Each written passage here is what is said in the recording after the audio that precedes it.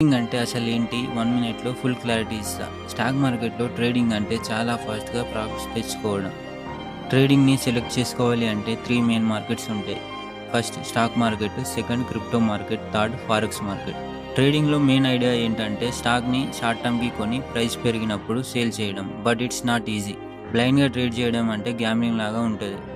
స్ట్రాటజీతో trade చేయాలి. Like చార్ట్స్‌ని, ఇండికేటర్స్‌ని బేస్ చేసి ట్రేడ్ చేయాలి. టైప్స్ ఆఫ్ ట్రేడింగ్ అయితే చెప్తా. Scalping, intraday, swing, positional. Scalping అంటే సెకండ్స్లో ఆర్ మినిట్స్లో బై అండ్ సేల్ చేయడం. ఇంట్రాడే అంటే సేమ్ డేలోనే బై అండ్ సేల్ చేయడం. స్వింగ్ ట్రేడింగ్ అంటే 2 to 10 డేస్ హోల్డ్ చేసి ట్రేడ్ చేయడం. పొజిషనల్ ట్రేడింగ్ అంటే వీక్స్ టు మంత్స్ హోల్డ్ చేసి ట్రేడ్ చేయడం. ఫస్ట్ మెయిన్ థింగ్ ఏంటంటే మినిమం 3 మంత్స్ పేపర్ ట్రేడింగ్ చేయండి. రియల్ మనీ పెట్టకుండా మార్కెట్ని అబ్జర్వ్ చేయండి. ట్రేడింగ్లో బేసిక్స్ అర్థమైందా?